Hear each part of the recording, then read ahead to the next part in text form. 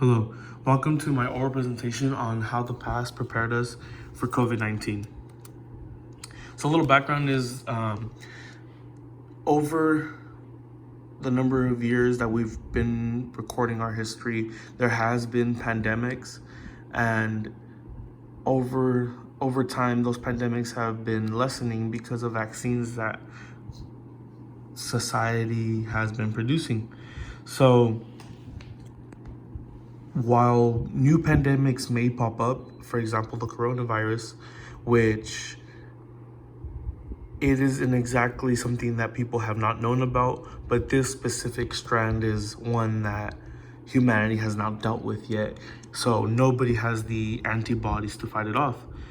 As well as the Spanish flu, where a lot of people were dying from it because they weren't able to properly help those that got sick with it. As well as people starting to practice social distancing back in 1918, and how many were affected during this time, even as a war was being raged during that time. So some differences is that COVID-19 was named by the World Health Organization by different nations putting together as COVID-19, while the Spanish flu became known as the Spanish flu because during the time of World War I, Spain was neutral in the war, and they were the only ones who could really bring media attention about the actual disease. So people started calling it the Spanish flu. While COVID-19 originated in Wuhan, it may have not originated in Wuhan, but it had the severe outbreak where it was getting thousands and thousands of cases a day, as well as some similarities between both flus is that people who have pre-existing conditions are hit the worst. People who have weak immune systems, they suffer from chronic lung diseases and any other type of thing that may weaken your own defenses. But a big difference between them is also that a lot of the technology we have today wasn't around in 1918. So that's something that has really helped lessen the death toll. And then also my report will cover my personal experience, how the community has been reacting, how misinformation and rumors have gone around the internet, as well as people who are looked up to say things that are just rumors, things, their own opinions that people take to heart and believe are true. As well as not everyone has been affected the same way, because a lot of people, like here in the Central Valley, a lot of the work around here is considered essential work because of agriculture, while there's big cities like New York or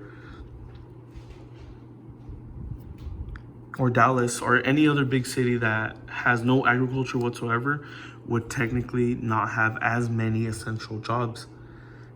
Those people would be hit the worst because their income stream was hit differently than ours.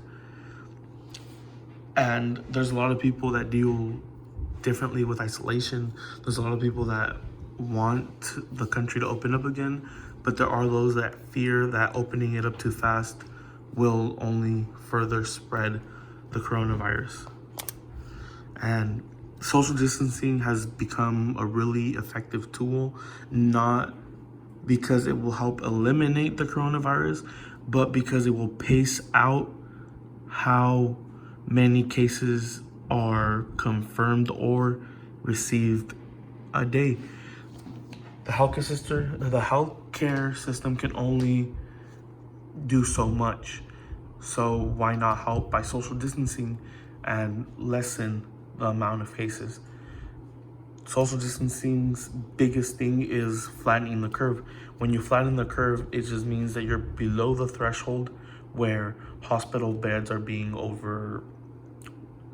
overcrowded, and people who really need medical attention won't be able to get it. Some examples of places that used social distancing and it worked was Australia back in 1918, that implemented it in 1918, and the coronavirus, no, not the coronavirus, the Spanish flu didn't hit until 1919, and they didn't have as big a mortality rate as any of the other countries. Whereas an example right now in COVID was a city near Wuhan that implemented social distancing before Wuhan even did it, and they were able to lessen the number of cases. Thank you for listening to my report, and have a great day.